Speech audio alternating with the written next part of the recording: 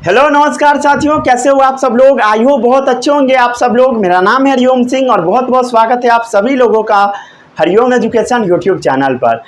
आज से हम लोग क्लास 9th का एक नया चैप्टर मोशन स्टार्ट करने जा रहे हैं। ये चैप्टर बहुत ज़्यादा इम्पोर्टेंट है। इस चैप्टर में कुछ बच्चों को बहुत ज़्यादा डाउट होता है, तो आपको घबराने का ज़रूरत नहीं है। जैसे जैसे मैं बताऊंगा इस चैप्टर में वैसे वैसे अगर आप करते चले जाएंगे तो आपको ये चैप्टर बहुत ईजी लगेगा, ठीक है। और जैसे जैसे मैं नोट्स बनाऊंगा वैसे वैसे आप भी बनाइएगा।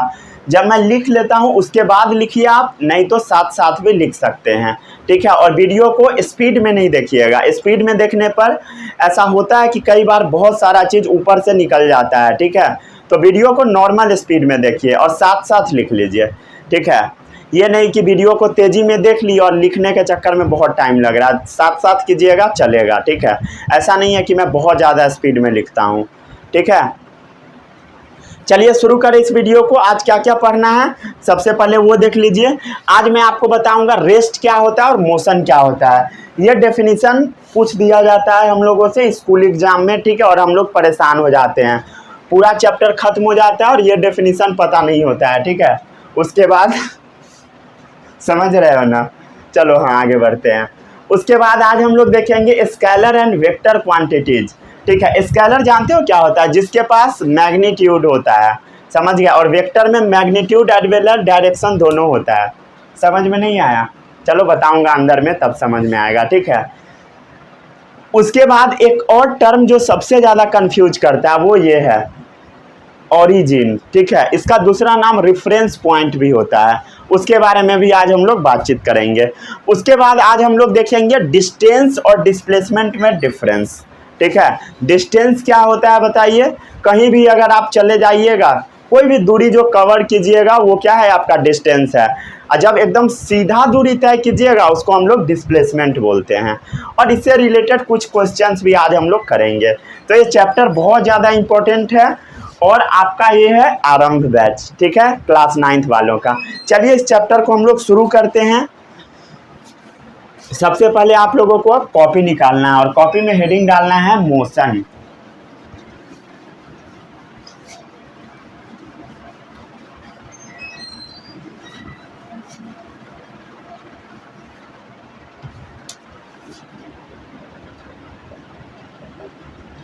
ये चैप्टर है क्लास 9th का, चैप्टर नंबर 8। एनसीईआरटी बुक में चैप्टर नंबर 8 है, ठीक है। अगर आपके पास कोई भी रेफरेंस बुक होगा तो उसमें दिया होगा चैप्टर नंबर 1, ठीक है। कोई भी अगर आपके पास रेफरेंस बुक है तो। कुछ लोग बोल रहे थे कि बुक्स के ऊपर वीडियो बना दीजिए, बुक्स के ऊपर, ठीक है। मैं कोशिश करता हूँ बनाने का, बना दूंगा, चिंता नहीं करना है। चलिए हाँ, सबसे पहला जो डेफिनेशन है वो है रेस्ट का। पहले मैं रेस्ट का डेफिनेशन लिखता हूं तब आप इसको समझिएगा, ठीक है। If a body doesn't changes its position with respect to time, with respect to, देखो भाई WRT बस लिखूंगा मैं, ठीक है, विथ रेस्पेक्ट टू के जगह पे, ठीक है। बार बार लिखना अच्छा नहीं लगता है, तो विथ रेस्पेक्ट टू के जगह पे अब क्या लिखूंगा? WRT। अब समझिए, if a body does not change its position with respect to time, इसी को हम क्या बोलते हैं बताइए? रेस्ट बोलते हैं। जैसे मान लेते हैं अभी कुछ भी टाइम हो रहा है, जैसे अभी क्या बज रहा है, कितना, 6:42 हो रहा है, 6:42, ठीक है। तो 6:42 अभी हो रहा है, ठीक है। जैसे ये मार्कर को कहीं मैं रख दूंगा, किसी भी पोजीशन पे मैं इसको डाल दूंगा, क्या मैं 7 बजे इसको देखने जाऊंगा तो ऐसा थोड़ी ना कि अपना जगह चेंज कर लेगा। तो ये समय के साथ अपना पोजीशन चेंज नहीं कर रहा, मतलब ये रेस्ट में है। समझ में आया? तो if a body doesn't change its position with respect to time, समय के साथ ये अगर अपना पोजीशन चेंज नहीं करेगा तो ये रेस्ट में है। समझ गया? बॉडी का मतलब जानते हो? कोई भी चीज़, जैसे मार्कर बॉडी हो गया, आदमी एक बॉडी हो गया, कार एक बॉडी हो गया। फिजिक्स के टर्म में उसको हम लोग बॉडी बोल देते हैं। क्या चीज़ को? ऑब्जेक्ट को। समझ गया? चलिए अब आप इससे मोशन का डेफिनेशन तो कंक्लूड कर ही सकते हो। If a body changes its position with respect to time. ठीक है, विथ रेस्पेक्ट टू को शॉर्ट में हम लोग WRT लिख दिए। ठीक है, अगर कोई भी बॉडी अपना पोजीशन को चेंज कर रहा है समय के अनुसार तो उसको हम क्या बोलते हैं बताइए? मोशन बोल देते हैं। जैसे देख लीजिए एग्जाम्पल नंबर 1, जैसे मान लेते हैं सड़क है, बगल में ही सड़क है, सड़क से मान लीजिए कोई भी बाइक जा रहा है, कोई भी कार जा रहा है, तो वो क्या कर रहा है? समय के अनुसार अपना पोजीशन को चेंज कर रहा है। तो ये एग्जाम्पल हो गया मोशन का। Car moving on A road, car जो रोड पे मूव कर रहा है। ठीक है, उसके बाद जो चिड़िया आकाश में उड़ रही है, सुबह का टाइम है, वीडियो जब बन रहा है तब। आज मैं अपना कोचिंग छोड़ दिया। ठीक है, कोई बात नहीं। बहुत ज़्यादा कमेंट आ रहा था कि एग्ज़ाम आ गया तो सोचा चलो। ठीक है, और सबका शिफ्ट कर दिया शाम में। ठीक है, तो शाम में जाऊंगा पढ़ाने। चलिए आगे बढ़ते हैं। तो कार जो रोड पे जा रहा है, चिड़िया जो आकाश में उड़ रही है, जो फैन चल रहा है। ठीक है, मोशन ऑफ फैन ब्लेड, समझ गए? मोशन है किसका बताइए? पंखे के ब्लेड का। ठीक है, फैन का जो ब्लेड्स है वो क्या है? चारों तरफ घूम रहा है, तो वो क्या हो गया बताइए? मोशन है। समय के अनुसार ये अपना पोजीशन भी चेंज कर रहा है लगातार। हमारा जो हाथ है, समझ गए? मोशन ऑफ आवर हैंड क्या है बताइए? हाथ हमारा मूव कर रहा है ना भाई, लिख रहा हूँ तो मूव कर रहा है, समझ गए? Motion of our hand. जैसे मछली पानी में तैर रही है, क्या मोशन है? ये भी मोशन है, समझ रहे हो? Fishes swim. और भी एग्जाम्पल आप देख सकते हैं, जैसे मान लेते हैं एटम्स है, मॉलिक्यूल्स है, इसके अंदर भी मोशन चल रहा होता है। ठीक है, थोड़ा बहुत मैं आपको बताया था, ठीक है, आपको मैं सॉलिड लिक्विड गैस के बारे में बताया था, कैसे मूवमेंट होता है पार्टिकल्स का। ठीक है, एटम्स के बारे में हो सकता है आप नहीं पढ़े होंगे, मैं लेकिन पढ़ा दिया था। ठीक है, यूट्यूब पर वीडियो डाला होगा पिछले साल वाला। ठीक है, अगर आप देखना चाहते हैं तो देख सकते हैं, समझ गए? तो एटम मॉलिक्यूल्स के अंदर भी मूवमेंट हो रहा होता है। इवन जो प्लैनेट्स है, हमारा प्लैनेट्स है ना, ये भी मूव कर रहा होता है। ठीक है, समझ गए? प्लैनेट्स भी मूव कर रहा होता है। जैसे देख लीजिए अर्थ किसके चारों तरफ घूम रहा है? सन के चारों तरफ। अर्थ के चारों तरफ क्या घूम रहा है बताओ? बताओ कमेंट बॉक्स में, ऑप्शन दे दूं क्या? अर्थ के चारों तरफ सन घूम रहा है, मून घूम रहा है, बस 2 ही ऑप्शन है। ठीक है, जो बताना है बता दो, सन और मून। ठीक है, या बोथ, या नन ऑफ दिस। 4 ऑप्शन हो गया। चलिए, अच्छा MCQ भी बन गया। चलिए अब आगे बढ़ते हैं। अब ये जो मोशन है ना, बड़ा कॉम्प्लेक्स वर्ड है। ठीक है, मोशन को अगर आप एकदम आसानी में लेते हैं तो आप गलत है, समझ गए? मोशन ना बहुत ज़्यादा कॉम्प्लेक्स टर्म है। ठीक है, कैसे कॉम्प्लेक्स है अभी आप देखिए। जैसे मान लीजिए एक आदमी है, a person sitting on chair. जैसे मान लीजिए आप चेयर पे बैठ के वीडियो देख रहे हैं। कहाँ देख रहे हो? बेड पे बैठ के। ठीक है, जैसे मान लो आप चेयर पे बैठ के वीडियो देख रहे हो, तो आप अर्थ के रेस्पेक्ट में बैठे हुए हो आराम से, आप अपना पोजीशन चेंज नहीं कर रहे हो। ठीक है, आप अर्थ के रेस्पेक्ट में अपना जगह चेंज नहीं कर रहे हो, समझ गया? तो अर्थ के रेस्पेक्ट में आप क्या चीज़ में हो बताइए? अर्थ के रेस्पेक्ट में आप हो रेस्ट में। बट जो अदर प्लैनेट्स है, ठीक है, कोई भी दूसरा प्लैनेट्स, उसके नज़र में ना आप मोशन में हो, समझ गए? अदर प्लैनेट्स के रेस्पेक्ट में आप क्या चीज़ में हो बताइए? मोशन में हो, समझ गए? जैसे मान लीजिए कोई भी आदमी, मान लेते हैं कोई भी आदमी सन पे चला गया। ठीक है, हालांकि कोई जाता नहीं है, जाएगा तो ऊपर ही रह जाएगा। ठीक है, समझ रहे हो ना? मान लीजिए इनकेस चला गया कोई भी आदमी, उस पर से देखेगा आपको नहीं देखेगा, मतलब अर्थ को देखेगा, तो अर्थ क्या होगा बताइए? घूम रहा होगा। मतलब अर्थ क्या चीज़ में है? मोशन में है। इसीलिए मैं बता दिया, a man sitting on chair, earth के रेस्पेक्ट में ये रेस्ट में है, रुका हुआ है। लेकिन वही आदमी दूसरे प्लैनेट के रेस्पेक्ट में मूव कर रहा है, समझ गए। कभी भी सन पे जाने का कोशिश नहीं करना, रह जाओगे ऊपर ही। इतना ज़्यादा टेम्परेचर हाई होता है कि तुम्हारा हड्डी भी नहीं मिलेगा, समझ गया ना। चलिए हाँ, तो अब ये डेफिनेशन लिख ले क्या अब हम लोग, डेफिनेशन है एक note point. An object may appear to be moving for one person, an object may appear to be moving for one person, कोई भी ऑब्जेक्ट एक आदमी के रेस्पेक्ट में मूव कर रहा हो सकता है और ये रुका हुआ हो सकता है दूसरे के रेस्पेक्ट में। एंड स्टेशनरी, स्टेशनरी मतलब होता है किताब का दुकान, यहाँ पर रेस्ट होता है, ठीक है, रुका हुआ, समझ गया। किताब का दुकान नहीं समझ लेना, समझ गया। An object may appear to be moving for one person and stationary for other person, समझ गया। अदर पर्सन नहीं लिखता हूँ, सीधे लिख देता हूँ सम अदर, अदर कुछ भी हो सकता है, समझ गया। जैसे यहाँ पर आपको दिखा, an object may appear to be moving for one person, ठीक है, एक पर्सन के रेस्पेक्ट में वो मूव कर रहा होगा, समझ गया। And stationary for some other, और दूसरे के रेस्पेक्ट में वो क्या चीज़ में होगा बताइए,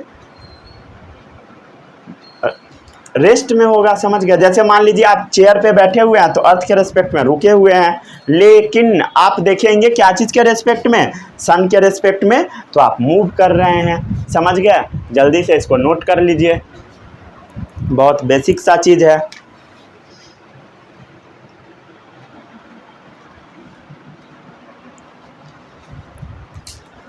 एक्चुअली ये वीडियो आपको सुबह तक मिल जाने वाला था, बट रात में कई बार लाइन चला गया, ठीक है, लाइट चला गया 4-5 बार तो वीडियो में 5 बार ब्रेक लग गया।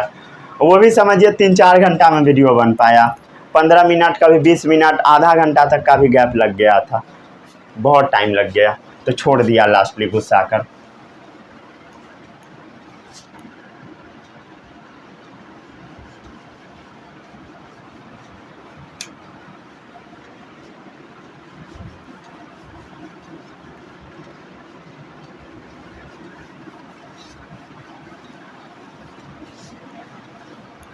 चलो भाई आगे बढ़ते हैं अब हम लोग।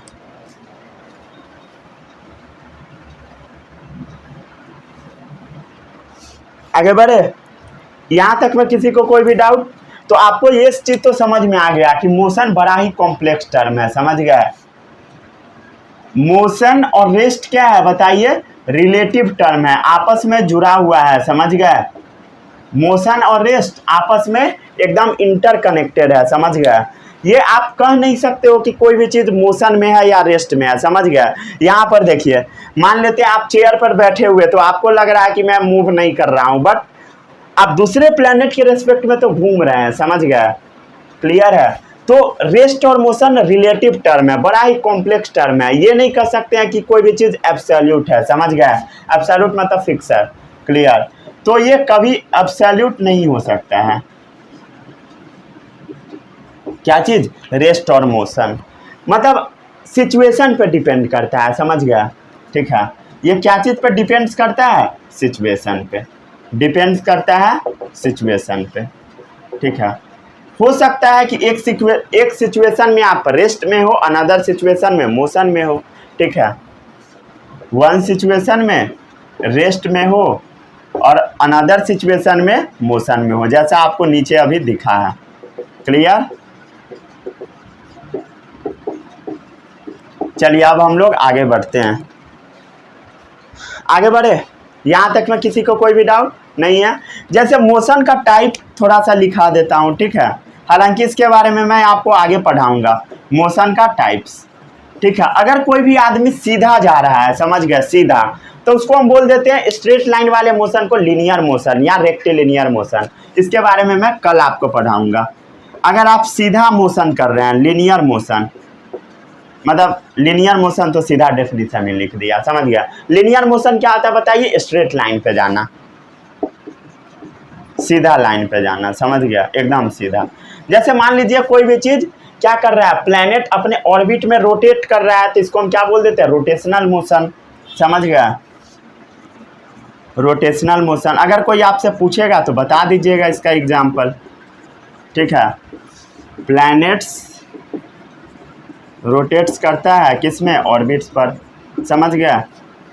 क्लियर है ना, ये सब पता होगा, ठीक है। कि ये भी नहीं पता है प्लैनेट अपने ऑर्बिट पर रोटेट करता है। चलिए, लीनियर मोशन हो गया, रोटेशनल हो गया। और भी एक मोशन होता है, समझ गया, जिसको वाइब्रेशनल मोशन कहते हैं, टू एंड फ्रो वाला। देखियो, जैसे मान लीजिए ये पेंडुलम है, पेंडुलम जानते हो ना, ठीक है, पेंडुलम है। जैसे मान लीजिए ये एक रस्सी है, समझ गया।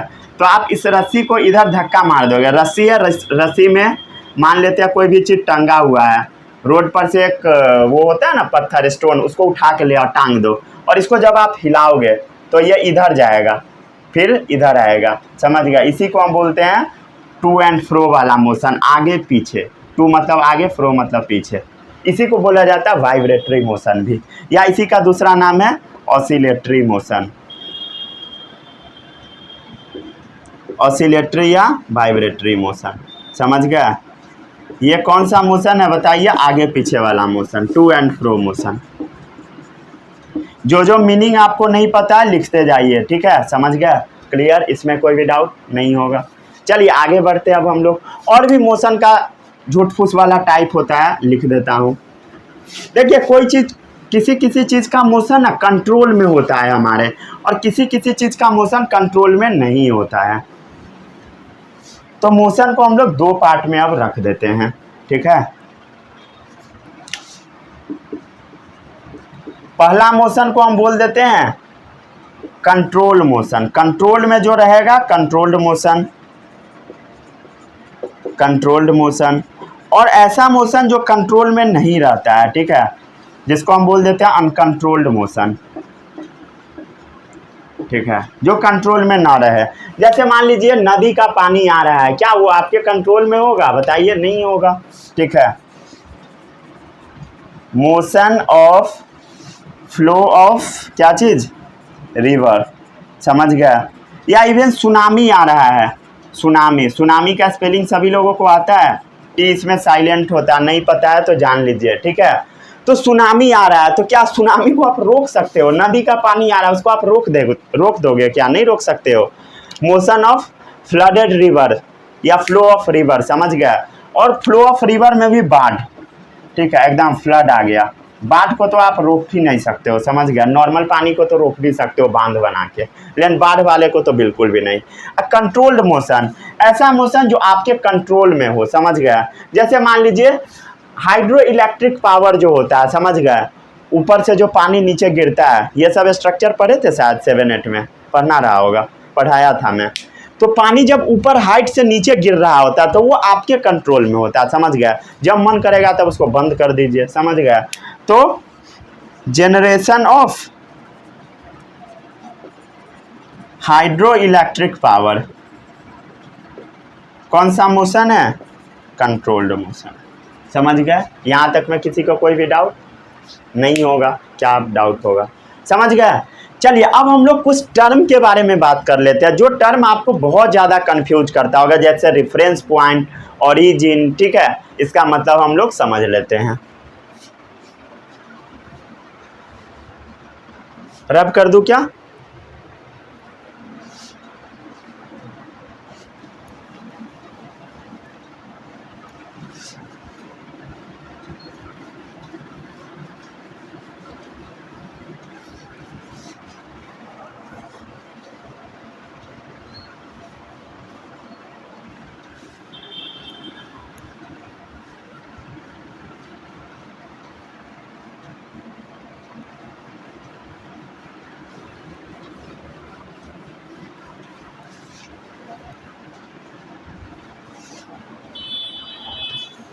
चलिए आगे बढ़े।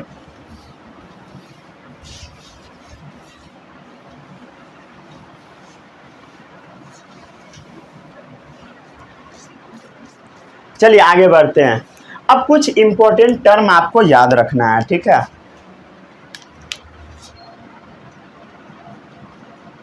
इंपॉर्टेंट टर्म्स, क्या क्या टर्म वो देखिए। सबसे पहला रेफरेंस पॉइंट क्या होता है, याद रखना है। रुक जाइए, ब्लू कलर से लिखता हूँ, अच्छा लगेगा देखने में। Reference point. हम लोग समझते हैं आखिर ये रेफरेंस पॉइंट होता क्या है, समझ गए। सबसे पहले आपको डायरेक्शन इंडिकेट करने आना चाहिए, ठीक है, इसको भूलिएगा नहीं, समझ गए। कॉपी के ऊपर डायरेक्शन इंडिकेट करने आना चाहिए आपको। ये जो है इसको हम लोग वेस्ट बोलते हैं, समझ गए, इसको बोलते हैं ईस्ट, ऊपर वाले को नॉर्थ, इसको हम लोग साउथ, समझ गए। West east north south, west east north south, समझ गए। इसको भूलिएगा नहीं, इसको बार बार लिख लिख के प्रैक्टिस कर लीजिएगा, समझ गए, क्लियर। जैसे इसका एग्जाम्पल से आप समझो, इस चीज़ को एग्जाम्पल से समझो। ये मैं क्यों बताया उसको देखिएगा। जैसे मान लीजिए ये आपका सुंदर सा घर है, ठीक है, ये क्या है बताइए, घर है। ऐसा घर किसका होता है? अरे भाई मतलब मान लो किसी को दहेज में मिला हुआ घर है, ठीक है, तो ऐसा ही होगा ना, समझ गया। नहीं तो छोड़ो दहेज वाला, तुम लोग बुरा मान लोगे, अभी बच्चे हो। मान लो तुम्हारा अपना घर है, ठीक है, दहेज में अच्छा घर लेना, ठीक है। अच्छा घर कब मिलता है? सरकारी जॉब के बाद ठीक है, चलो हाँ, मान लेते हैं ये तुम्हारा घर है, अभी आप लोग स्कूल जाते हो, ठीक है, तो ये घर जो आपका है ना, इसको हम लोग रेफरेंस पॉइंट बोल देते हैं।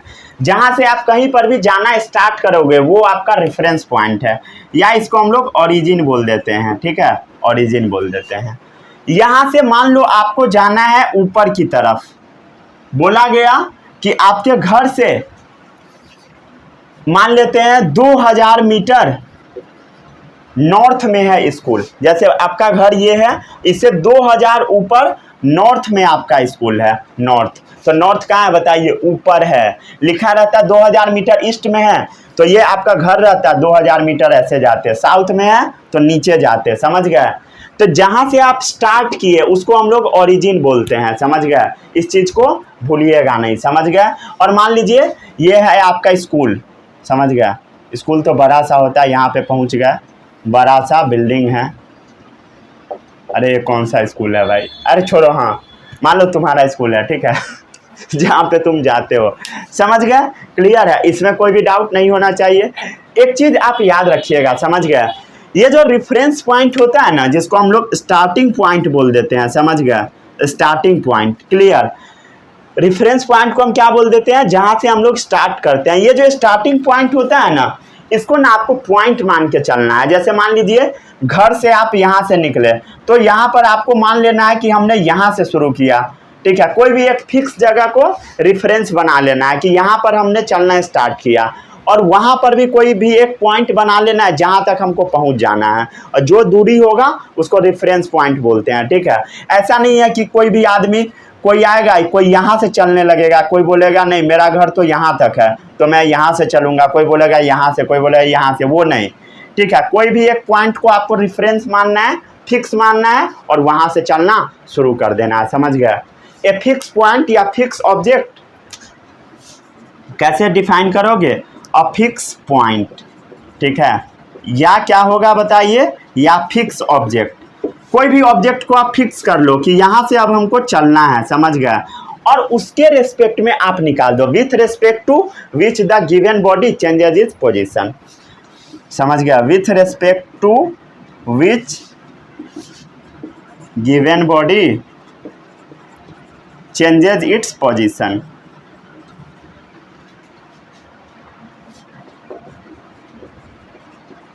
समझ गए? समझ में आया क्या होता है बताइए? Reference point a fix point या fix object with respect to which given body changes its position, जिसके रेस्पेक्ट में अपना ये बॉडी पोजीशन चेंज कर रहा है। बॉडी मतलब मान लेते हैं आप हो, ठीक है, ऐसा, समझ गए। अरे क्या बना दिया भाई चलो हाँ, ठीक है, चलो सही लग रहा है, समझ गया। ये आदमी है, यहाँ से यहाँ तक स्कूल पहुँच रहा है, समझ गया। ये क्या है? स्कूल है। स्कूल ही इतना अच्छा चित्र हो सकता है देखने में, समझ रहे हो मन करता है स्कूल जाने का या नहीं करता? करना चाहिए, ठीक है, स्कूल जाया करो। बहुत सारा बच्चा बहाना बनाता है जो स्कूल में पढ़ाई नहीं होता इसलिए नहीं जाऊँगा, ठीक है, ऐसा कमेंट भी आता है। कोई कोई पूछता है सर स्कूल जाए कि नहीं जाए बताइए ना, फेसबुक पे पूछता है, इंस्टा पे भी कई बार मैसेज आता है उल्टा पुल्टा, सर स्कूल जाए आप ही के लिए हम आईडी बनाए हैं, आपसे पूछने के लिए बस। और वो आईडी बना के रील्स देख रहा होता है पहले ही से, समझ रहे हो। रील्स के चक्कर में आपको नहीं पड़ना है, ठीक है। जहाँ आप रील्स के चक्कर में पड़ गए वहाँ बर्बाद हो जाओगे, समझ गए। आपका पूरा डेटा भी खत्म हो जाएगा, वीडियो भी नहीं देख पाओगे, समझ गए। पहले पढ़ाई करो, ठीक है, उसके बाद इधर उधर के चक्कर में पड़ना, रील्स वगैरह, समझ रहे हो ना। चलिए आगे बढ़ते हैं। ये था आपका पहला रेफरेंस पॉइंट, समझ गया। इसमें कोई भी डाउट नहीं ना, कोई भी फिक्स पॉइंट उसी को रेफरेंस पॉइंट हम लोग बोल देते हैं। चलिए अब आगे बढ़ते हैं। अब जो हम लोगों को टर्म परेशान करता है वो है स्केलर और वेक्टर। सबसे पहले मैं समझाता हूं कि स्केलर और वेक्टर होता क्या है, ठीक है। ठीक है, क्या चीज के बारे में हम लोग समझ रहे हैं बताइए, स्केलर और वेक्टर के बारे में। ठीक है, सबसे पहले हम लोग समझते हैं कि फिजिकल क्वांटिटी क्या होता है, ठीक है, स्केलर वेक्टर टॉपिक में। सेकेंड जो इंपॉर्टेंट टर्म है वो है आपका स्केलर एंड वेक्टर क्वांटिटीज, ठीक है। स्केलर और वेक्टर क्वांटिटीज को समझने से पहले आप एक चीज को समझिए, फिजिकल क्वांटिटी क्या होता है। फिजिकल क्वांटिटीज का मतलब होता है जिस चीज को आप मेजर कर सकते हो, समझ गया, कैन बी मेजर्ड, उसी को हम लोग फिजिकल क्वांटिटी बोलते हैं, ठीक है। जैसे आप क्या चीज को मेजर करते हो, जैसे मान लीजिए मार्कर का कुछ भी मास होगा, जैसे कितना ग्राम होगा, मान लेते हैं 80 ग्राम होगा, 100 ग्राम होगा, समझ गए, तो आप इसको मेजर कर पा रहे हो। टाइम को मेजर कर पा रहे हो, जैसे ये वीडियो बनाने में मुझे 1 घंटा लगेगा, तो 1 घंटा क्या है बताइए, उसका टाइम है जिसको हम मेजर करके बता रहे हैं आपको। कोई किसी से बहुत ज़्यादा प्यार करता है, समझ कोई किसी से बहुत ज़्यादा प्यार करता है, कोई आपसे बोलेगा कितना ज़्यादा प्यार करता है, क्या बताओगे, 2 kg, 4 kg, 10 सेकेंड, ऐसा नहीं बता सकते। 10 मीटर प्यार करता हूँ, ऐसा थोड़ी ना होता है, समझ गया। तो फिजिकल क्वांटिटी क्या होता है, जिसको मेजर कर सकते हैं, प्यार को मेजर नहीं कर सकते, समझ गए। कोई भी ऐसा अभी थर्मोमीटर नहीं आया ठीक है, समझ गया ना। तो वो बताइए क्या फिजिकल क्वांटिटी है, नहीं है। लेकिन क्या मास फिजिकल क्वांटिटी है, बताइए, मास है, समझ गया। मास को क्या चीज में मेजर करते हैं हम लोग, केजी में, जैसे मान लीजिए 5 kg, समझ गया। टाइम को भी हम लोग मेजर करते हैं, टाइम जैसे 5 सेकेंड, समझ गया, 5 सेकेंड, ये 5 लिखा हुआ है, 5 सेकेंड, ठीक है, 10 सेकेंड, जो मन है आप वो लिख दीजिए। जैसे मान लेते हैं डिस्टेंस हो गया, ठीक है, डिस्टेंस हो गया। डिस्टेंस मतलब किसी भी आप डायरेक्शन में चले जाइए, जहाँ मन है वहाँ, बिना डायरेक्शन का ही जाइए, ठीक है, किसी डायरेक्शन में क्यों जाइएगा, कहीं भी जाइए, तो वो आपका डिस्टेंस हो गया, समझ गया, क्लियर। इसका मतलब थोड़ा आगे भी मैं आपको समझाऊंगा, ठीक है। आज डिस्टेंस और डिस्प्लेसमेंट में डिफरेंस बताऊंगा, तब वहाँ पे आपको और भी अच्छे से समझ आएगा। जैसे मान लीजिए, मान लेते हैं ये आप है, ठीक है, और ये स्कूल में आपको पहुंचना है, ऐसा ही आपका स्कूल है मान लेते हैं, जहाँ से आपको सबसे ज़्यादा चिढ़ बढ़ता है जाने में ठीक है। जैसे मान लीजिए आपको स्कूल जाना है, तो मम्मी को बोल के निकले कि इतने बजे जाना है, और आप पहुंच रहे हो स्कूल में बहुत लेट से, तो कहाँ गए होगे बताओ। मान लेते हैं किसी से मिलने चले गए, यहाँ पर उसका घर है, तो ठीक है, फिर घूम फिर के फिर पान के दुकान पे गए, बिस्किट खरीद के खाए ठीक है, समझ गया। तो यहाँ पर आप घूम फिर के पहुँचोगे, तो ये क्या है बताइए, आपका डिस्टेंस है, ये दूरी है आपका, समझ गया। ये जैसे जैसे आप जा रहे हो ये सब आपका डिस्टेंस है, समझ गया। जो भी करने गए और तब स्कूल पहुँचे वो आपका डिस्टेंस है, समझ गया। तो डिस्टेंस मान लेते हैं आप कितना गए, मान लेते हैं कि 2 किलोमीटर गए, 2000 मीटर, तो 2000 मीटर क्या है बताइए, आपका डिस्टेंस है, समझ गया, क्लियर। तो ये सब क्या है जिसको हम मेजर कर सकते हो। मान लेते हो आप गए 5 मीटर पर सेकेंड के स्पीड से, ठीक है, 5 मीटर पर सेकेंड, ये तो बहुत ज़्यादा हो जाएगा। मान लेते हैं आप गाड़ी में बैठ के जा रहे हो स्कूल, ठीक है, कार से समझ गया। मान लेते हैं आपके गाड़ी का स्पीड है कितना, 5 मीटर पर सेकेंड नहीं होता है, मान लेते हैं 5 मीटर पर सेकेंड ही है। 1 सेकेंड में आप कितना मीटर जा रहे हो बताइए, 5 मीटर, एकदम धीरे धीरे जा रहे हो, समझ गया। धीरे धीरे भी नहीं कर सकते 5 मीटर को, अच्छा खासा स्पीड है, ठीक ठाक है। समझ गया। मान लेते हैं 5 मीटर पर सेकेंड से आप जा रहे हो, तो ये सब क्या फिजिकल क्वांटिटी है, इस सब को आप मेजर कर पा रहे हो। क्या प्यार को मेजर किया जा सकता है? नो। क्या ये फिजिकल क्वांटिटी है? नहीं। कोई भी आदमी उदास है, समझ गया, दिल तोड़ के, क्या वो फिजिकल क्वांटिटी होगा?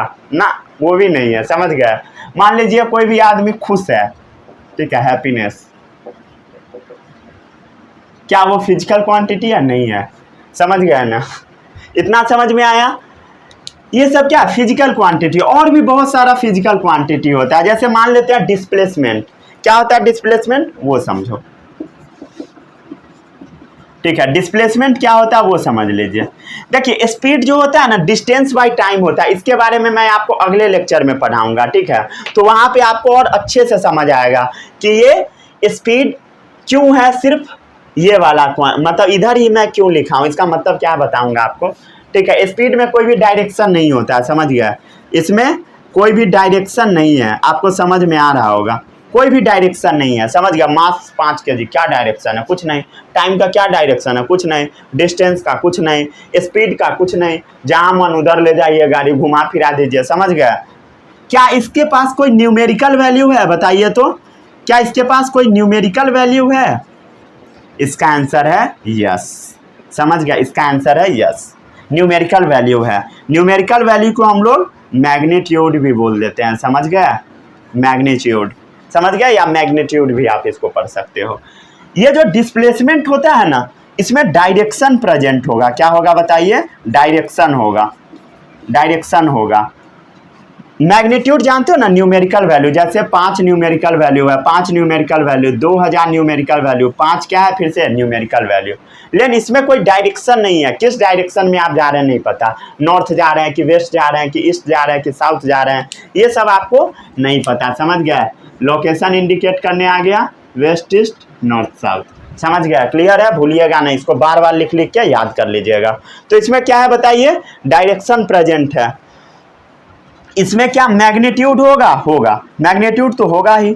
जैसे इसका मतलब समझिए, एग्जाम्पल है, मान लेते हैं, एग्जाम्पल है, कोई भी बंदा है, जैसे मान लेते हैं वो गया 100 मीटर नॉर्थ जा रहा है, ठीक है, 100 मीटर नॉर्थ जा रहा है, समझ गया, 100 मीटर नॉर्थ।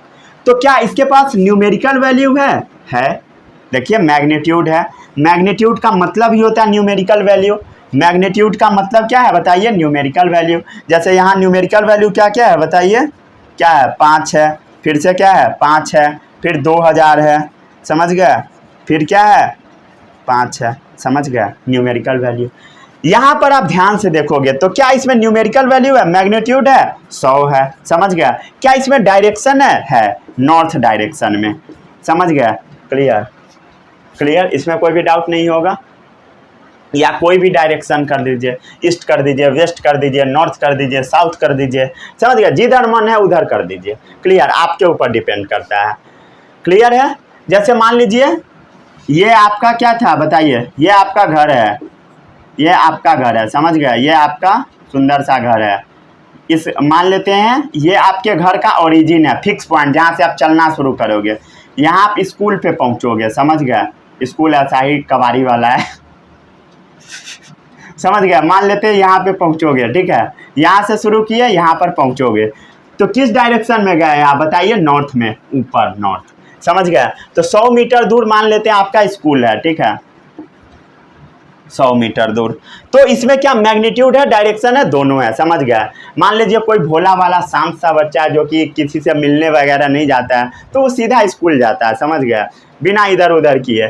तो इस टाइप के मोशन को हम डिस्प्लेसमेंट बोल देते हैं, समझ गए, क्लियर। इस टाइप के मोशन को हम क्या बोल देते हैं? डिस्प्लेसमेंट। यही डिस्प्लेसमेंट है, किसी फिक्स डायरेक्शन में आप जा रहे हैं, डिस्प्लेसमेंट है। और भी कोई भी चीज़ होता है, जैसे एक और टर्म होता है वेलोसिटी, ठीक है, वेलोसिटी। एग्जाम्पल से बता रहा हूँ, दूसरा एग्जाम्पल वेलोसिटी है। ये जो स्पीड होता है ना, कोई भी गाड़ी आप चला रहे हो, अगर आप पार्टिकुलर डायरेक्शन में चलाने लगोगे, नॉर्थ ही की तरफ जा रहे हैं, तो वो क्या है? वेलोसिटी है, समझ गए।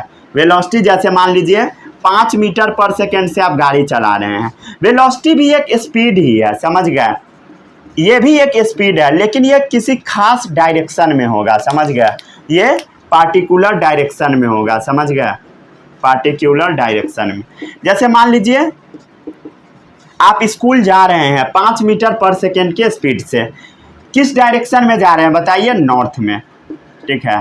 लेकिन ये जो बंदा है कहाँ गया, कहाँ भाग गया, ये 5 मीटर पर सेकेंड के स्पीड से घूम फिर के इधर उधर से जा रहा है, समझ गए, स्कूल क्लियर है, मतलब ये समझ रहे हो ना, तुम्हारे जैसे प्रजाति का बच्चा है, ठीक है। और ये है चोमू प्रजाति का, समझ रहे हो, चोमू, चोमू जानते हो ना, जो कुछ नहीं करता है, भोला भाला होता है, न पढ़ता ही है, कुछ नहीं करता है, समझ गया ना, न पढ़ता है, न इधर उधर के चक्कर में रहता है, न मारपीट करता है, स्कूल भी कभी जाता है कभी नहीं जाता है। ऐसा भी बच्चा होगा आपके क्लास में, 2-4 कैटेगरी का बच्चा होता है। एक होता है जो पढ़ने में बहुत तेज होगा और खूब बदमाशी मचाएगा, मतलब तूफान मचा देगा, क्लास के सबसे पिछला बेंच पे बैठेगा और हल्ला करना शुरू करेगा पूरा क्लास पिटा जाएगा, वो बच जाएगा क्योंकि वो पढ़ने में तेज है, समझ गया।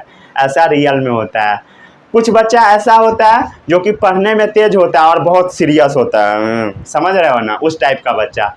तो उस टाइप का बच्चा मतलब ज़्यादा मज़ेदार नहीं होता है, समझ गए। हम लोग के क्लास में उस टाइप का एक बच्चा था, उसको सब बहुत ज़्यादा पीटता था ठीक है, बिना काम का ऊपर से सब हाथ चला देता था, समझ रहे हो।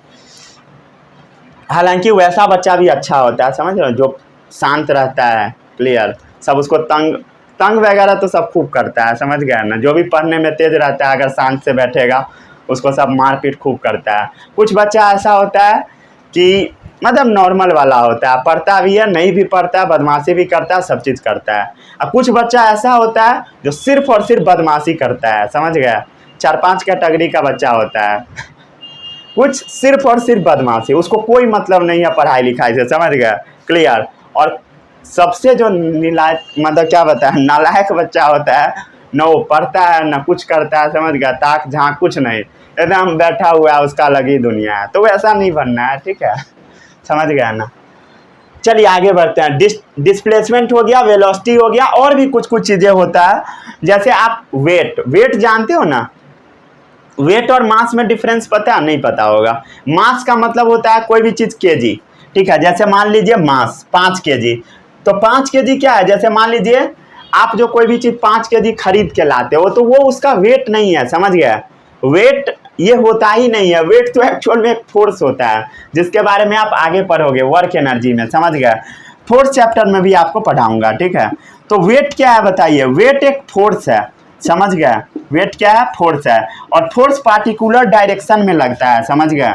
जैसे मान लीजिए 5 न्यूटन किसी भी चीज़ का वेट है। क्या होता है वेट, मैं आपको आगे बताऊंगा। तो इसमें भी डायरेक्शन होता है, समझ गया, इसमें भी डायरेक्शन प्रेजेंट है, और इसमें मैग्नीट्यूड तो है ही, समझ में आ रहा है। तो आपको दिख रहा है क्या इसमें डायरेक्शन है, पहला में नॉर्थ डायरेक्शन, मैग्नीट्यूड 100 है। क्या इसमें डायरेक्शन है, ये देखिए इसमें भी क्या है, नॉर्थ डायरेक्शन है, समझ गया। क्या इसमें आपका मैग्नीट्यूड है, कॉमा डाल के लिख लीजिए ताकि आपको याद रहे, 5, समझ गया। क्या इसमें नीचे वाले में मैग्नीट्यूड है, बताइए, है कितना, 5 न्यूटन। क्या इसमें डायरेक्शन है, हाँ, नॉर्थ डायरेक्शन, समझ गया। सॉरी, क्या बता दिया, इसमें भी डायरेक्शन होगा, डायरेक्शन इसमें लिखा हुआ नहीं है, ये न्यूटन है, समझ गया, नॉर्थ नहीं समझ लीजिएगा, न्यूटन। ये जो वेट लग रहा है ये जनरली डाउनवर्ड लगता है, नीचे, समझ गया। वेट कहाँ लगता है, नीचे, तो इसका डायरेक्शन कहाँ है बताइए, जमीन के नीचे, समझ गया। डायरेक्शन कैसा है, डाउनवर्ड्स। क्या होता है वेट बताऊंगा। जैसे मान लीजिए मान लेते हैं अर्थ का ग्रेविटी जानते हो 10 होता है, कितना, 10, जिसको 9.8 बोला जाता है। जैसे मान लीजिए 5 केजी का कोई बच्चा है, उसको छोड़ दिया गया तो वो ऊपर से नीचे गिरेगा तो उसका वेट कितना रहेगा, वेट उसका होता है mg, बता रहा हूँ, ऐसे लिखना नहीं है, समझ गया। तो मास मान लीजिए 5 केजी का बच्चा है तो 5 × 10, 50 न्यूटन वेट से वो गिरेगा, 50 न्यूटन फोर्स से, समझ गया, वही वेट होता है, बताऊंगा आगे, समझ गया। तो ऐसा फिजिकल क्वांटिटी जिसके पास डायरेक्शन ना हो लेकिन मैग्नीट्यूड हो, समझ गया, ऐसे फिजिकल क्वांटिटी को हम बोल देते हैं स्केलर क्वांटिटी। रुक जाइए, दूसरे मार्कर से लिखता हूं, स्केलर क्वांटिटीज। कोई पूछेगा स्केलर क्वांटिटीज क्या होता है बताइए? जिसके पास डायरेक्शन ना हो, मैग्नीट्यूड हो, स्केलर क्वांटिटी। और ऐसा क्वांटिटी जिसके पास डायरेक्शन और मैग्नीट्यूड दोनों हो, उसको हम क्या बोलते हैं? Vector quantity. क्या बोलते हैं? Vector quantities. समझ गए? चलो भाई, अब इसको जल्दी से लिख लो।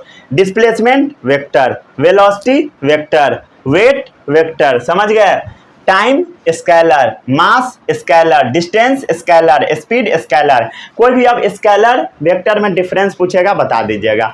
जिसके पास मैग्नीट्यूड है सिर्फ स्केलर, जिसके पास magnitude as well as direction दोनों प्रेजेंट है वेक्टर। समझ गए? चलिए इसको जल्दी से नोट कर लीजिए।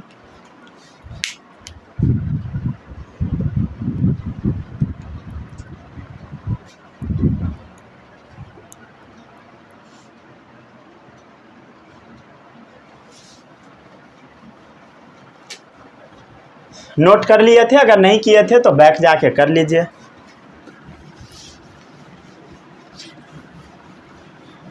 अब हम लोग आगे बढ़ते हैं, नेक्स्ट टॉपिक पे हम लोग आगे बढ़ते हैं। एक मैं पॉइंट वर्ड यूज किया था, ठीक है, मतलब छोटा सा वर्ड। क्या था? पोजीशन। ठीक है, पोजीशन के बारे में बताता हूँ स्टार्टिंग में। ठीक है, ये मैं बताना भूल गया था। ठीक है, पोजीशन क्या होता है इसका मतलब समझो। किसी के बुक में दिया होगा, वो बोलेगा जो आप नहीं बताए। ठीक है, इसलिए मैं बता देता हूँ। चलो भाई शुरू करते हैं। पोजीशन, ठीक है, क्या है बताइए? पोजीशन। मार्कर कहाँ चला गया?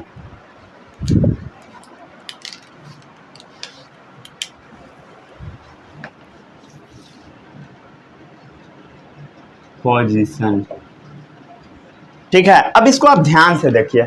सबसे पहले आप थोड़ा बहुत तो ग्राफ बनाए ही होइएगा।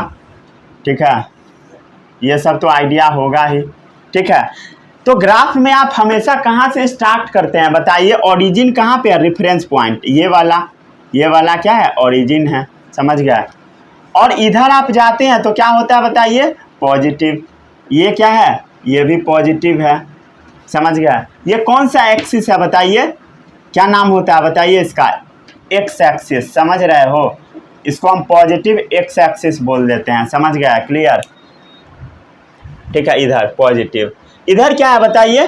निगेटिव। इधर जो भी वैल्यू रहेगा क्या रहेगा बताइए? Negative x axis. और ये क्या है? पॉजिटिव वाई एक्सिस इसको बोला जाता है, और इसको क्या बोला जाता है? निगेटिव। समझ गया? Negative Y axis. समझ गया? क्लियर? इसमें किसी को कोई भी डाउट नहीं होगा। डायरेक्शन सबको मेंशन करने आ चुका है अभी तक। किसको किसको नहीं आता है? ठीक है, वेस्ट, ईस्ट, नॉर्थ, साउथ। समझ गया? वही जो अभी मैं आपको बता रहा था ना उतना देर से। ठीक है, वेस्ट, ईस्ट, नॉर्थ, साउथ, ये बताया था अभी। ठीक है, इसमें किसी को कोई भी डाउट नहीं होगा। अब आप समझो कि पोजीशन क्या होता है। जैसे मान लीजिए कोई भी बंदा चलना स्टार्ट किया। ठीक है, चलना स्टार्ट किया, यहाँ से वो यहाँ पहुँच गया, तो ये क्या है बताइए? इसका पोजीशन है। ये क्या है? उसका पोजीशन। ये क्या है बताइए? उसका पोजीशन है। समझ गया? तो जो आपको पढ़ना है अभी, समझ गए, वो एकदम सीधा पढ़ना है। समझ गया? इधर ऐसे चले जाइए। ठीक है, पॉजिटिव डायरेक्शन में जाइएगा तो पॉजिटिव पोजीशन होगा आपका। मान लेते हैं आप निगेटिव डायरेक्शन में चले गए तो निगेटिव पोजीशन भी हो सकता है। जैसे ओरिजिन से आप वेस्ट की तरफ चले गए तो निगेटिव पोजीशन भी हो सकता है। समझ गए? ये भी मान लीजिए यहाँ पर आप पहुँच गए, ये आपका पोजीशन है। लेकिन स्टार्ट हमेशा आपको यहाँ से करना है। समझ गए? ओरिजिन से। ठीक है, क्लियर? ग्राफ के टर्म में आप ऐसे ही समझ सकते हो। ठीक है, चलिए अब इसको हम डिफाइन कैसे करेंगे? Position, the point occupied by an object in space. समझ गया? कैसे डिफाइन करोगे? The point occupied by an object in space. ध्यान से देखो, the point occupied by object. ये क्या है? ऑब्जेक्ट है। ये क्या है बताइए? ऑब्जेक्ट है। ये क्या है? ऑब्जेक्ट है। समझ गया? तो आप दो एग्जाम्पल बताया, यहाँ से शुरू किया, या तो इधर जाएगा, यहाँ से इधर जाएगा, समझ गया। The point occupied by an object in space, इसको हम स्पेस बोल देते हैं, समझ गया। ये जो स्पेस है इसमें ऑब्जेक्ट किधर जा रहा है, समझ गया, वही उसका पोजीशन है। ये डिफाइन करने के लिए आ जाता है, समझ गया। स्कूल में कुछ कुछ टीचर होते हैं इस टाइप के, समझ गया, जो कि उल्टा सीधा पूछते रहेंगे, पूरा बच्चा चैप्टर खत्म कर लेगा, पूछेंगे बेटा ओरिजिन क्या होता है फंस गया, ठीक है। बेटा पोजीशन क्या होता है, फिर से फंस गया। बेटा रेस्ट क्या होता है, फिर से फंस गया, ठीक है। बच्चा पूरा चैप्टर रेडी कर लेता है, पूरा क्वेश्चन बना लेगा, लेकिन इसमें फंसता है, इसलिए मैं बता दे रहा हूँ, समझ गया। इस सबको भी मतलब आना चाहिए, समझ रहे हो ना। दूसरे के सामने बेइज्जती करवाना बहुत अच्छी बात नहीं है। Clear clear. या इसको सिंपल भाषा में आप क्या कह सकते हो बताइए, distance of particles from its origin. कोई भी पार्टिकल का डिस्टेंस ओरिजिन से जो होगा उसी को हम क्या बोल देते हैं, पोजीशन। जैसे मान लीजिए ये ओरिजिन है, तो इससे जो इसका डिस्टेंस है पोजीशन, इससे जो इसका डिस्टेंस है पोजीशन। कहीं भी आप जा सकते हो, आपके ऊपर है, ठीक है। ये मनाही नहीं है कि हमेशा इधर ही जा सकते हैं, समझ गया। ये पोजीशन क्या चीज़ के रेस्पेक्ट में देखना है बताइए, पोजीशन देखना है आपको हमेशा विथ रेस्पेक्ट टू ओरिजिन, समझ गया। ये पोजीशन पॉजिटिव निगेटिव सब हो सकता है, पॉजिटिव हो सकता है, निगेटिव हो सकता है, समझ गया। इधर गया पॉजिटिव, इधर आया निगेटिव, ठीक है, कुछ भी हो सकता है। क्लियर, इसमें किसी को कोई भी डाउट नहीं होगा, ठीक है। अब हम लोग डिस्टेंस के बारे में बात कर लेते हैं, ठीक है। डिस्टेंस के बारे में देखिए, 7:30 होने वाला है।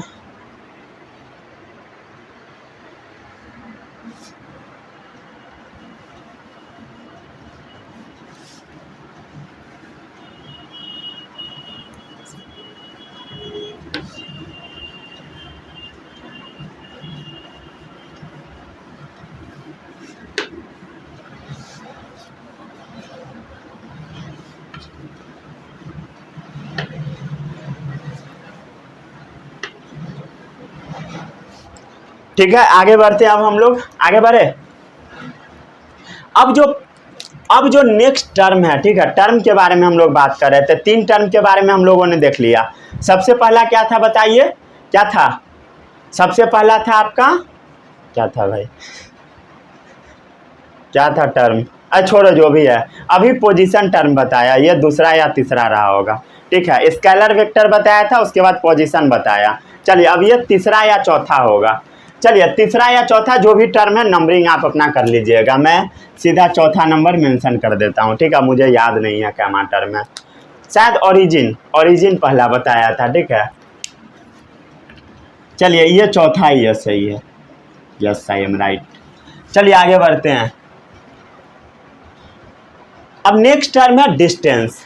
डिस्टेंस क्या होता है वो समझो, इस चीज़ को आप ध्यान से समझो। अभी मैं आपको जो जो चीज़ बताया हर चीज़ को रिवाइज भी करा देता हूँ। जैसे मान लीजिए ये आपका क्या है, पोजीशन, जहाँ से स्टार्ट कर रहे हो ना, वो आपका ओरिजिन है, समझ गए। जहाँ से आप स्टार्ट कर रहे हो वो आपका ओरिजिन है। मान लीजिए आप घूम फिर के यहाँ पे स्कूल पहुँचे, किसी से मिलने गए, दोस्त से मिलने गए, उससे मिलने गए, पान के दुकान पे, विमल के दुकान पे टॉफ़ी खाने गए, ठीक है, मतलब वही खाने जाता है ना सब, समझ रहे हो ना। हाँ, तो ओरिजिन से आप किसी भी पोजीशन पे पहुंचे, किसी भी ओरिजिन से आप जिस जगह पे आप अभी खड़े हो वो आपका पोजीशन है, ये ओरिजिन है, वो पोजीशन है, समझ गए। तो इसी को हम लोग डिस्टेंस बोल देते हैं। डिस्टेंस क्या है, जो भी आप एक्चुअल लेंथ कवर किए हैं ना, वो आपका डिस्टेंस है। कोई भी बोलेगा डिस्टेंस को डिफाइन करो, तो आप कह दीजिए actual length of path covered, समझ गया। ये क्या है, actual length of path covered, समझ गए। जो भी आप एक्चुअल जो लेंथ कवर करेंगे किसी भी रास्ता का, वो डिस्टेंस हो गया। क्या इसमें कोई डायरेक्शन चाहिए? ना भाई, ऐसा नहीं है कि ये एकदम सीधा यहाँ पर जाए, इसका मर्जी जैसे जाए स्कूल, ठीक है, समझ गए। तो इसमें क्या डायरेक्शन मैटर करेगा? ना, डायरेक्शन नॉट मैटर। डायरेक्शन से कोई मतलब ही नहीं है, समझ गया, जिधर मन है उधर जाइए, ठीक है। तो ऐसे क्वांटिटी को हम क्या बोलते हैं बताइए, स्केलर बोलते हैं, ठीक है। और डायरेक्शन को हम लोग मतलब डिस्टेंस को क्या चीज़ मेजर करेंगे बताइए, मीटर में, 100 मीटर गए, 50 मीटर गए, फलाना ठिमका जो भी है, ठीक है। तो ऐसा यूनिट इसका क्या है बताइए, मीटर। इस चीज़ को भूलिएगा नहीं, क्लियर, भूलना मना है। जैसे अब देख लीजिए, एग्जाम्पल से समझिएगा और अच्छे से समझ आएगा। जैसे मान लीजिए कोई भी बंदा है, चलना अपना शुरू किया है, ठीक है, ये इसका क्या है बताइए। जैसे मान लीजिए यहाँ उसका ओरिजिन है, जहाँ से वो चलना स्टार्ट करेगा, समझ गया, चलना स्टार्ट करेगा, ठीक है। ओरिजिन पे वो रहेगा 0 मीटर पे, 5 मीटर, 10 मीटर, 15, 20, 25, ठीक है, 30, 35, 40, 45, 50, ठीक है, बस रहने देता हूँ, समझ गया। जैसे मान लीजिए कोई भी आदमी है, ठीक है, ठीक है, ये मान लीजिए आदमी है, ये इधर की तरफ जाना शुरू करेगा, ठीक है, ये आदमी इधर की तरफ चलना शुरू करेगा, पहले जाएगा यहाँ तक पहुँचेगा, ठीक है, फिर से ये रिटर्न मार लेगा, समझ गए, रिटर्न मार के मान लीजिए यहाँ तक पहुँच गया, ठीक है, रिटर्न मार के यहाँ तक पहुँच गया। पॉइंट भी आप आपकी मर्जी जो मेंशन कर दीजिए, ठीक है। जैसे मान लीजिए वो पहले चल के ए तक गया, फिर से ए से कहाँ आ गया बताइए, इस पॉइंट बी पर आ गया। अब आपसे कोई पूछेगा कि डिस्टेंस ये कितना ट्रेवल किया, कितना ये दूरी तय किया, तो डिस्टेंस बड़ा इजी है। क्या होता है डिस्टेंस, जो इसका एक्चुअल पाथ है, जितना ही दूर गया वो उसका डिस्टेंस हो गया। तो डिस्टेंस क्या होगा बताइए, पहले ये ओ से स्टार्ट किया, ए तक गया, ओ ए, उसके बाद ये कहाँ गया, ए से फिर आ गया बी पर, तो ए बी। तो ओ ए कितना है बताइए, ओ ए कितना है 50, मान लीजिए ये सब मीटर में है, 50 मीटर प्लस, फिर ये घूम के कितना गया, 5, 10, 15, 20, 25, कितना मीटर, 25 मीटर, कितना आंसर आ गया, 75 मीटर। समझ गया, बहुत इजी है, यही तो डिस्टेंस है, समझ आया। अब आपको इसमें दिक्कत नहीं होना चाहिए, ठीक है। मीटर या किलोमीटर आपकी मर्जी, जो मन है उसमें मेंशन कीजिए, ठीक है। ये था आपका डिस्टेंस। अब हम लोग अगले टर्म पे जाते हैं, वो टर्म है आपका डिस्प्लेसमेंट, ठीक है। इसको जल्दी से नोट डाउन कर लीजिए।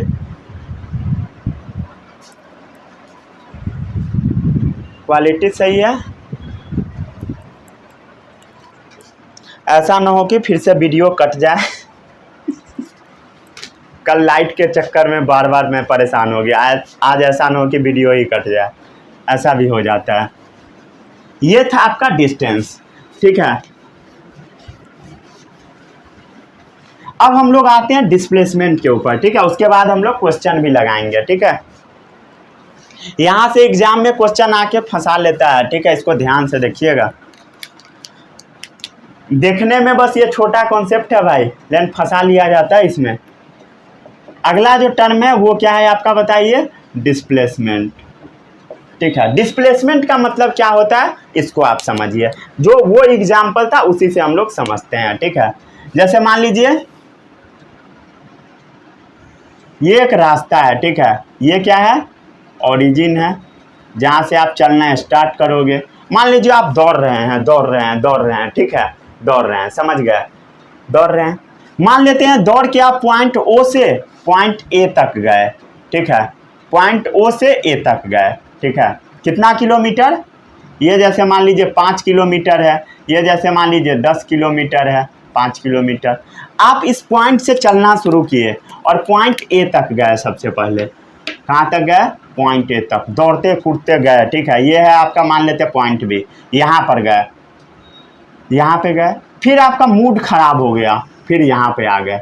मान लीजिए किसी भी कारण से यार रूल गेम का रहा हो कि दौड़ के पहले तुमको ए तक जाना है, फिर उसको छू के यहाँ पर आना है, तब तुम जीतोगे, समझ गए। तो वैसा ही मान लीजिए रूल है, ऐसा स्कूल में रूल होता है ना, गेम होता है, तो ठीक है, पता नहीं अब होता है या नहीं हम लोग के टाइम में होता था, ठीक है। तो ये ओरिजिन है, समझ गए, ओरिजिन से ये पहले यहाँ तक गया, उसके बाद घूम फिर के यहाँ पर आ गया, ठीक है, समझ गए, क्लियर।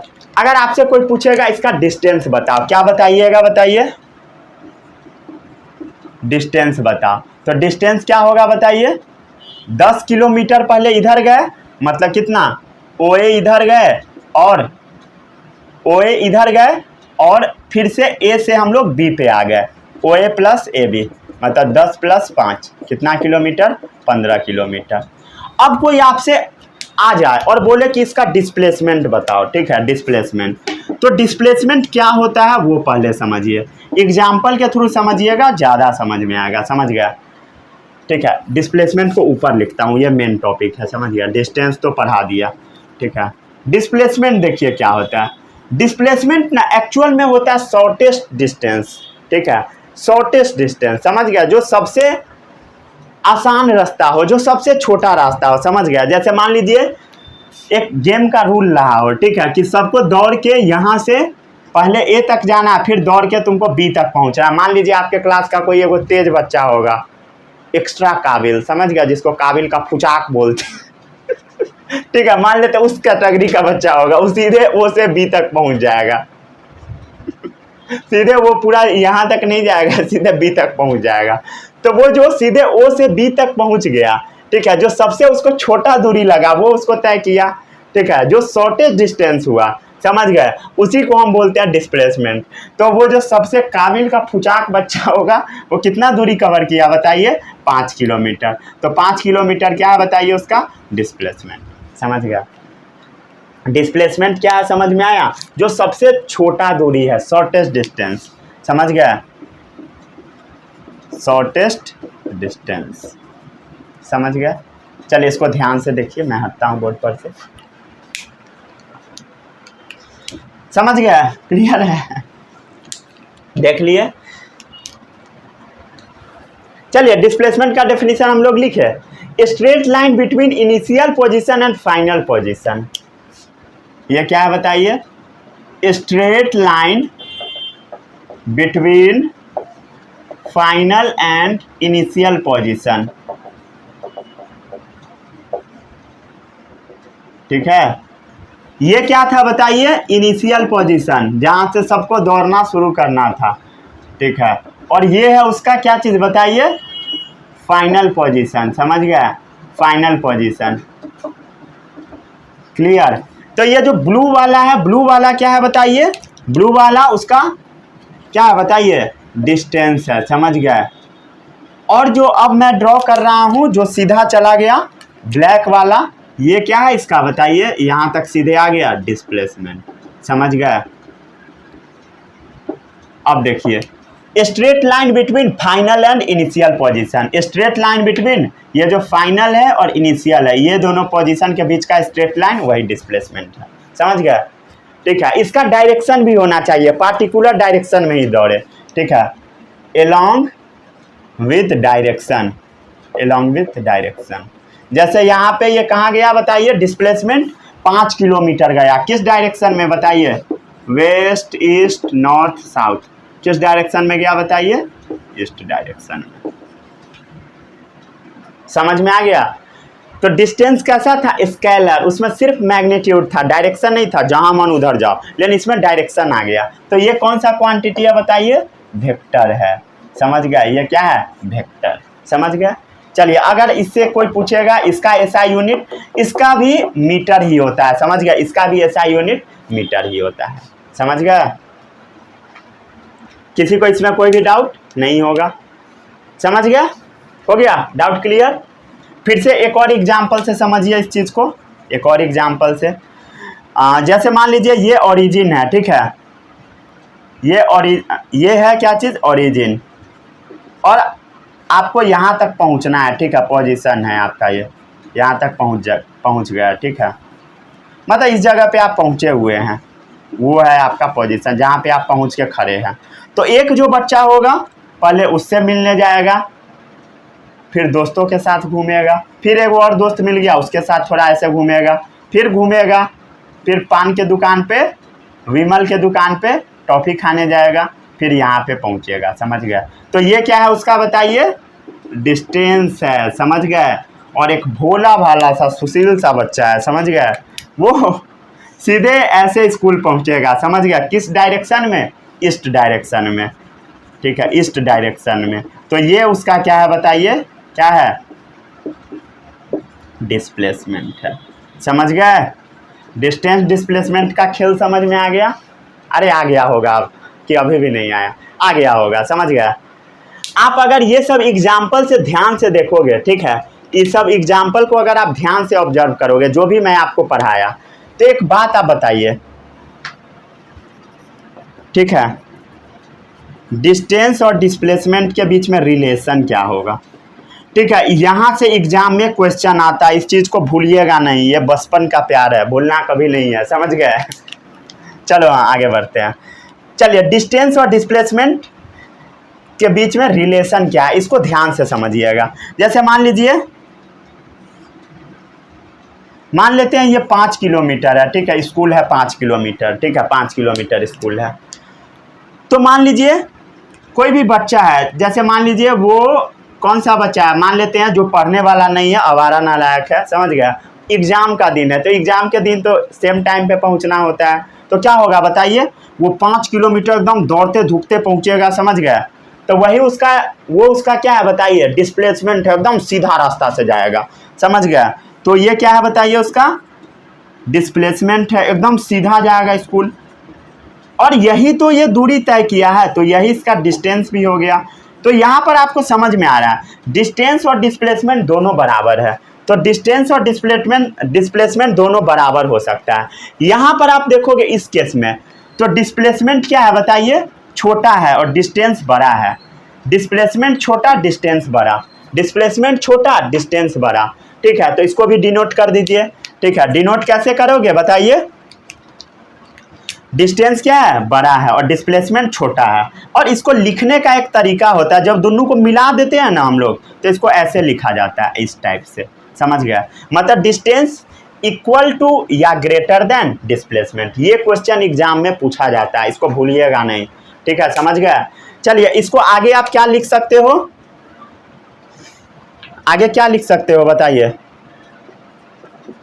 डिस्टेंस बाय डिस्प्लेसमेंट, ठीक है। जैसे होता है ना, इसको नीचे मान लीजिए, इसको मान लीजिए नीचे में 1 है, इसके नीचे में भी 1 है, तो इसको डिस्प्लेसमेंट को हम क्या इधर ला सकते हैं, मल्टीप्लाई करके, क्रॉस मल्टीप्लाई, तो distance by displacement equal to क्या होगा, 1 होगा, ठीक है। डिस्प्लेसमेंट आ गया तो 1 बचा, 1 डिवाइडेड बाई 1 कितना आ गया, 1, ठीक है, समझ गया। सीधे लिख देता हूँ 1, कचरा नहीं करता हूँ, समझ गया। ऐसा ना हो कि देखने में आपको दिक्कत हो, ठीक है, समझाने के लिए बस बता दिया था।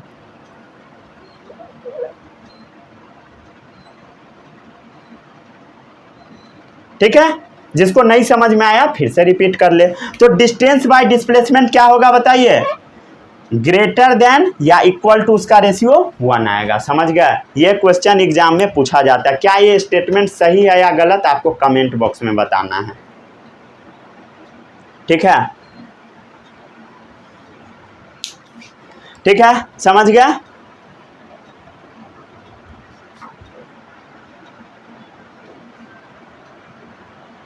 ठीक है, चलिए हाँ, एक और क्वेश्चन देता हूं मैं आपको।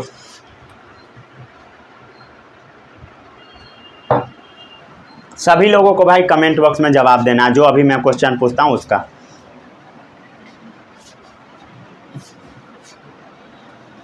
अगर ये क्वेश्चन बन गया तो मैं समझ जाऊंगा कि समझ में आ गया, ठीक है। इसका आंसर कमेंट करना है, ठीक है, 2 ही ऑप्शन मिलेगा, समझ रहे हो। गलती नहीं करना है, गलती करोगे तो मतलब कोई फायदा नहीं होगा इतना पढ़ाने से, समझ रहे हो ना। यहां पर मैं आपको क्या बताया था, क्या बताया, डिस्टेंस बाय डिस्प्लेसमेंट का रेशियो, ठीक है, क्या है बताइए, ग्रेटर देन या इक्वल टू 1 है, ठीक है, डिस्टेंस बाय डिस्प्लेसमेंट का रेशियो। अब आपसे क्वेश्चन है,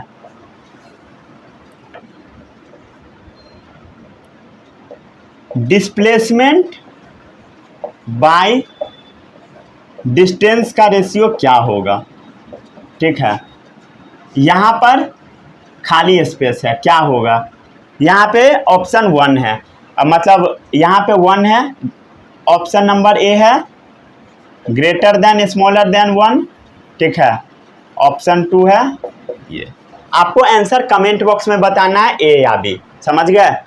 टाइमिंग डाल के उसके बाद आंसर बता सकते हैं आप। 1 मिनट में वीडियो चेक कर लेता हूँ, सही है, बन रहा है। समझ गए? इसका आंसर आपको कमेंट बॉक्स में देना है सभी बच्चों को, ये नहीं कि छोड़ के आ गए। समझ गए ना? क्लियर? समझ गए? दे दिए जवाब? हो गया? हो गया। चलिए अब एक चीज ध्यान से देखिएगा, आपका जो डिस्प्लेसमेंट होता है, समझ गया? डिस्प्लेसमेंट ये पॉजिटिव भी हो सकता है, निगेटिव भी हो सकता है, जीरो भी हो सकता है। समझिए डिस्प्लेसमेंट, जैसे मान लीजिए यहाँ से आप चलना शुरू किए, ठीक है, 5 किलोमीटर, तो यहाँ पर आप गए और फिर से घूम के यहीं पे आ गए।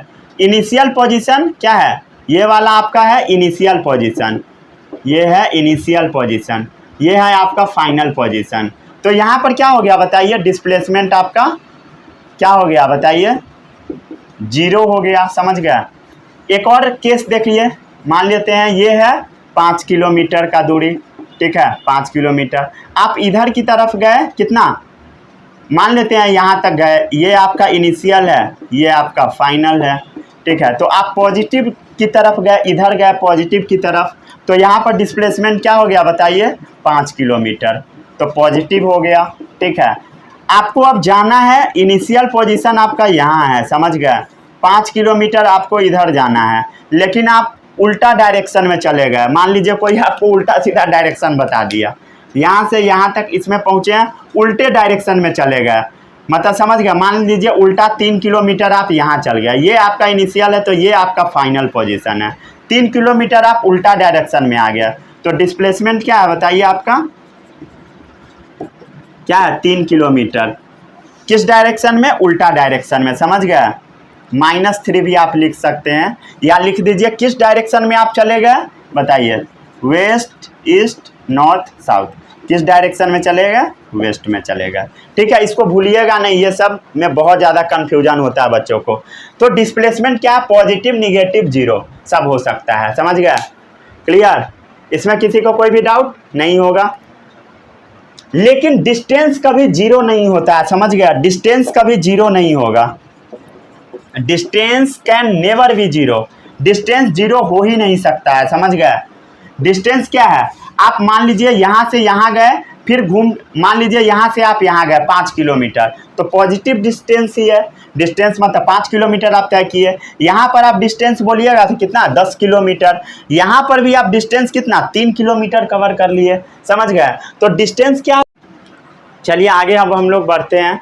फिर से वीडियो कट गया, ठीक है, 1 घंटा 6 मिनट हुआ, कट गया। चलिए आगे बढ़ते हैं, कोई बात नहीं है, थोड़ा परेशानी होगा, वीडियो लेट से आपको मिलेगा, ठीक है, खैर कोई नहीं। यहाँ पर आप ध्यान से देखो तो आपको समझ में क्या आया है? डिस्प्लेसमेंट पॉजिटिव भी हो सकता है, यहाँ देखो डिस्प्लेसमेंट पॉजिटिव है, आई होप मैं यहीं पे था, ठीक है। डिस्प्लेसमेंट पॉजिटिव है, यहाँ पे देखिए डिस्प्लेसमेंट निगेटिव भी हो सकता है, निगेटिव है, यहाँ पे क्या है? जीरो है, जीरो है। लेकिन डिस्टेंस कभी भी जीरो नहीं होता, समझ गए? ठीक है, distance can never be zero, distance कभी जीरो हो ही नहीं सकता। समझ गया? कैसे? एग्जाम्पल देख लो भाई, जैसे यहाँ पे देखो डिस्टेंस कितना है बताइए? 10 किलोमीटर, 5 किलोमीटर यहाँ गया, 5 इधर, 5 + 5 कितना? 10 किलोमीटर, ठीक है। यहाँ पर आप देखो इस केस में कौन सा केस है भाई? सेकेंड नंबर कहाँ पे लिखा हुआ है? ये वाला। यहाँ पे आप ध्यान से देखो तो आपका जो डिस्टेंस है, डिस्टेंस कितना है बताइए? कितना है? 5 किलोमीटर ऐसे गए, 5 किलोमीटर, ठीक है। यहाँ पर आप डिस्टेंस देखो कितना है? 3 किलोमीटर। डिस्टेंस निगेटिव वगैरह नहीं होता है, देखो 3 किलोमीटर इधर गया, हो गया, समझ गया? वो उसका डिस्टेंस है, तो distance can never be zero. समझ गया?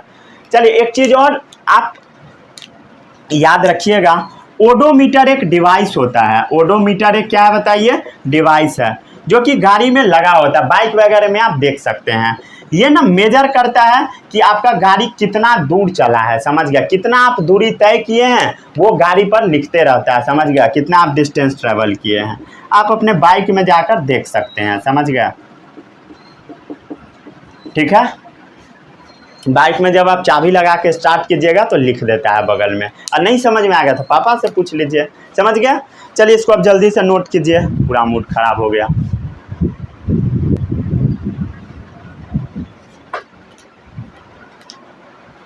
हो गया, नोट कर लिए।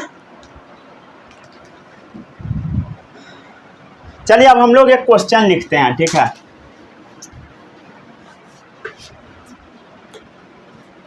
ठीक है, अब हम लोग एक क्वेश्चन लिखते हैं, ठीक है, जिसका जवाब आपको पहले कमेंट में देना है, ठीक है। नहीं बनेगा तब तो मैं बताऊंगा ही, लेकिन लिखते हैं हम लोग, ठीक है।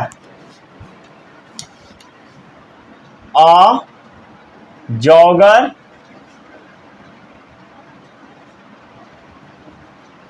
रुक जा, अच्छे से लिखता हूं। अ jogger jogs along a rectangular,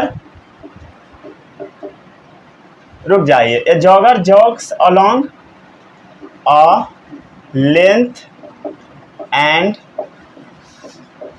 breadth of a rectangular park। ये अच्छा क्वेश्चन है। The jogger jogs along a length and breadth of a rectangular park, ठीक है। If the dimensions of park are 150 metre into 120 metre, ठीक है। Find the distance traveled and displacement of a jogger, ठीक है। ये है आपका एक क्वेश्चन जिसका जवाब आपको कमेंट में देना है बना के, ठीक है। चलिए जल्दी बनाइए, ठीक है। क्वेश्चन को पहले रीडिंग कीजिए। क्या है क्वेश्चन, पढ़िए। A jogger jogs along one length and breadth of a rectangular park if the dimension of park are 150 metre into 120 metre.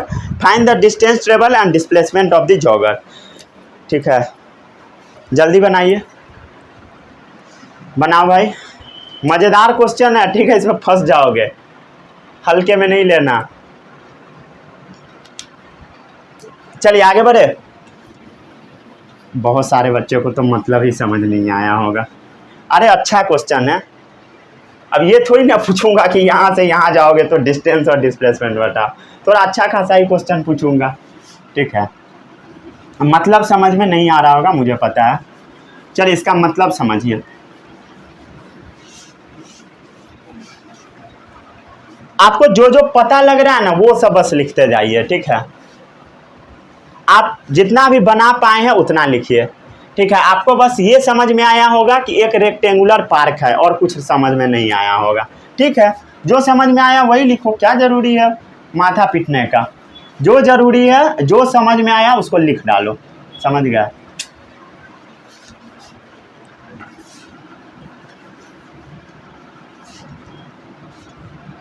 ठीक है, ये है 150 मीटर का, ये है 120 मीटर का, समझ गया। इतना बस आपको समझ में आया होगा। लेंथ और विड्थ दे रखा है, ठीक है, समझ गया। सीधा सीधा नहीं लिखिएगा लेंथ इतना विड्थ इतना ये निकाल लो, वो नहीं देगा, घुमा फिरा के देता है, समझ गया। अब पढ़ो।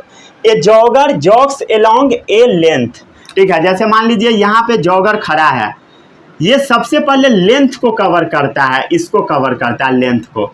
ए jogger jogs along a length, मतलब एक बार ये अपने लेंथ को कवर करता है, एंड ब्रेथ, और ये एक बार ब्रेथ को कवर करता है, समझ गया। ये jogger jogs along a length and breadth, मतलब अ लेंथ और अ ब्रेथ, समझ गया। एक बार लेंथ को कवर करता है, एक बार ब्रेथ को। और फिर रेक्टेंगुलर पार्क, रेक्टेंगुलर पार्क का if the dimension of park का 150 मीटर इंटू 120 मीटर, मतलब लेंथ और इसका ब्रेथ दे रखा है। अब पूछ रहा है find the distance travel and displacement of A jogger. तो डिस्टेंस क्या होगा बताइए, डिस्टेंस क्या होगा, जितना ये दूरी तय किया तो डिस्टेंस क्या होगा, नेमिंग कर दीजिए कुछ भी, ए बी सी डी, ठीक है। ए पॉइंट से शुरू किया तो डिस्टेंस क्या होगा बताइए, A B plus B C, कितना आएगा 150 मीटर प्लस 120 मीटर, दोनों को जोड़ दीजिए 270 मीटर, समझ गया, क्लियर। अगर आप ध्यान से देखेंगे, ठीक है, तो इसमें अब आपको निकालना है डिस्प्लेसमेंट, ठीक है। डिस्प्लेसमेंट क्या होगा वो देखो, डिस्प्लेसमेंट क्या होगा वो समझिए। Find the displacement of A jogger. तो डिस्प्लेसमेंट ये है इसका, समझ गया, ये जो शॉर्टेस्ट डिस्टेंस है यही तो डिस्प्लेसमेंट है, समझ गया। डिस्प्लेसमेंट क्या होगा, शॉर्टेस्ट डिस्टेंस। बहुत इजी है भाई, ये सब आता होगा आपको।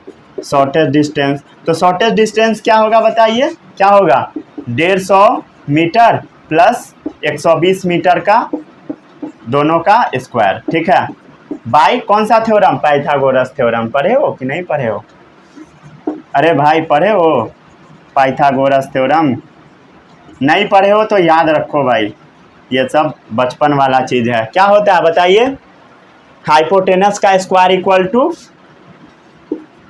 बेस का स्क्वायर प्लस परपेंडिकुलर का square, H square equal to B square plus P square, ठीक है। तो हाइपोटेनस का स्क्वायर निकालना, हाइपोटेनस निकालना, हाइपोटेनस क्या, डिस्प्लेसमेंट, जो कि क्या है बताइए, एसी। तो एसी निकल जाएगा, क्या आएगा बताइए, रूट अंडर 150 मीटर स्क्वायर। तो 150 का स्क्वायर क्या होता है बताइए, 225, ठीक है। 15 का स्क्वायर 225, समझ गए, और जीरो है तो 2 जीरो उतर जाएगा।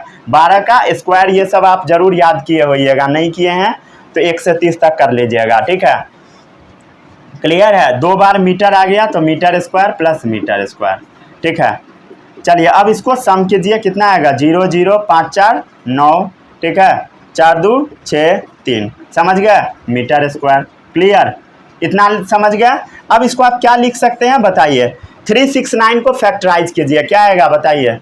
ये सब समझ में आ रहा है कि नहीं आ रहा है भाई, आना चाहिए, ठीक है। कितना आएगा 41, मतलब आप क्या लिख सकते हो इसको बताइए, 369 को 3 इंटू 3 इंटू 41 इंटू 10 इंटू 10, समझ गए। और क्या चीज़, मीटर स्क्वायर भी लिख दीजिए, तो इसको मीटर इंटू मीटर लिख दीजिए। अब आपको पता होगा कोई भी चीज़ रूट के अंदर से बाहर जब निकालते हैं, ठीक है, रूट से किसी भी चीज़ को हम लोग बाहर निकालते हैं, रूट को अगर गायब करना होता है तो 2 नंबर में से 1 नंबर को बस लिखा जाता है। 2 3 है तो 1 3, यहाँ पे देखिए 2 10 है तो 1 10, यहाँ पे 2 मीटर है तो 1 मीटर, यहाँ पे 41 है तो एक ही 41 है, तो रूट अंडर 41 लिख देते हैं। तो इसका आंसर क्या होगा, 10 3 जा 30, 30 रूट 41 मीटर, हो गया खत्म, समझ गए। बहुत इजी क्वेश्चन था। चलिए एक और क्वेश्चन देता हूँ, बन गया था तो बहुत अच्छी बात है, ठीक है, नहीं बना था कोई बात नहीं, छाप लो, ठीक है। चलिए आगे बढ़ते हैं।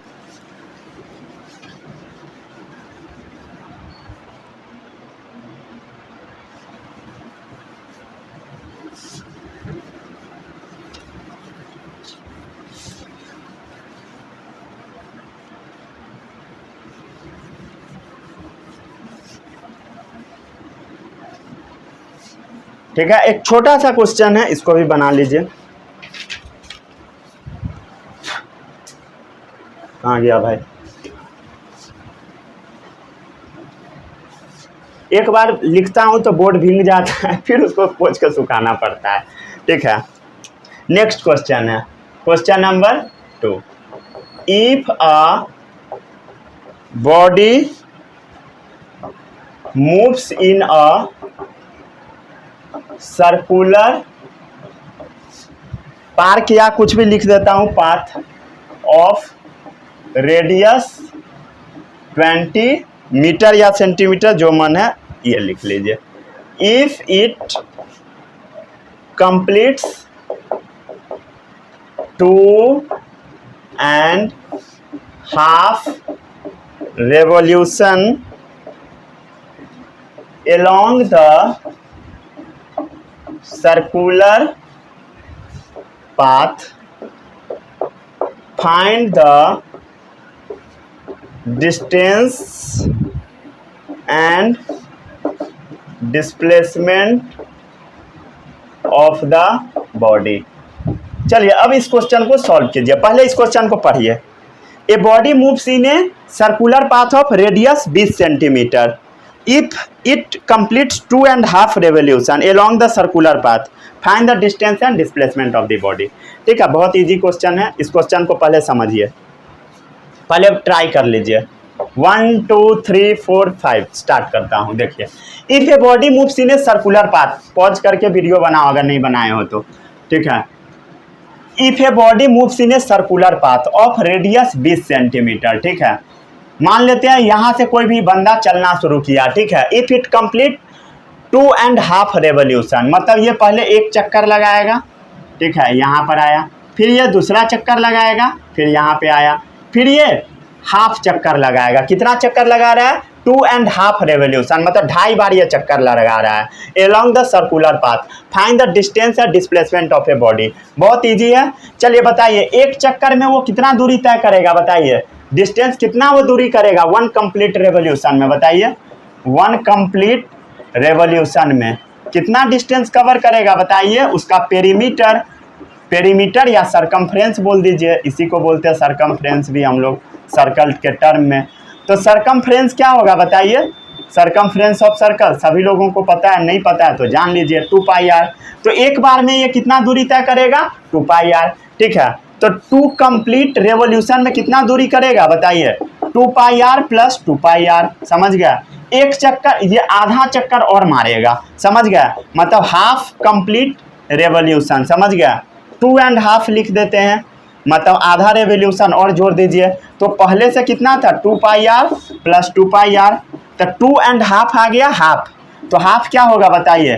2πr अगर आप पूरा जाते तब होता है, ये आधा गए तो 2πr/2। समझ में आ रहा है कि नहीं आ रहा? नहीं आ रहा, फिर से देख लो। 2 से 2 कैंसिल हो गया, कितना आया? देखिए πr सब में कॉमन है, जब कॉमन रहता है तो जुड़ जाता है। देखिए πr आ गया, 2πr, समझ रहे हो? और सीधे πr है, मतलब 1πr, कितना? 1πr, समझ गया? 1πr। तो इसमें कितना आ जाएगा? 2 2 4 1 5 5πr, ठीक है। पाई का वैल्यू कितना होता है? 3.14। रेडियस कितना दे रखा है? 20। चलिए 20 पंचे 100, ठीक है, 3.14, ठीक है। अगर आप इसको सॉल्व करेंगे, 2 जीरो नीचे जाएगा, 2 जीरो से 2 जीरो खत्म, 314 क्या चीज़? सेंटीमीटर। इसका क्या आ गया? डिस्टेंस आ गया, समझ गया? ये इसका डिस्टेंस है, ध्यान से देखो, ये इसका डिस्टेंस है, मतलब ये 314 सेंटीमीटर मूव किया, समझ गया? अब इसका डिस्प्लेसमेंट आपको निकालना है। क्या होगा डिस्प्लेसमेंट? 314 सेंटीमीटर? ना ना ना ना ना ना ना, ठीक है। डिस्प्लेसमेंट क्या होता है? Shortest distance. तो बताइए शॉर्टेस्ट डिस्टेंस क्या है? यहाँ से यहीं तक तो बस पहुँचे हो, यहाँ से चले, ठीक है, ऐसे ऐसे घूम घूम के यहीं तक तो पहुँच गए। तो यहाँ से यहाँ तक का दूरी क्या होगा? ये इसका रेडियस है, तो यहाँ से यहाँ तक आने का कितना होगा? डायमीटर, समझ गया? तो डायमीटर क्या होगा? 2 × 20 सेंटीमीटर, मतलब 40 सेंटीमीटर, समझ गया? खत्म। समझ में आ गया? चलिए यहाँ पर आपका लेक्चर समाप्त होता है। मिलेंगे हम लोग अगले लेक्चर में, वहाँ बात करेंगे एवरेज स्पीड क्या होता है, इंस्टेंटेनियस स्पीड क्या होता है, यूनिफॉर्म मोशन क्या होता है, नॉन यूनिफॉर्म मोशन क्या होता है। मिलते हैं अगले वीडियो में, तब तक के लिए all the best, bye bye, जय हिंद।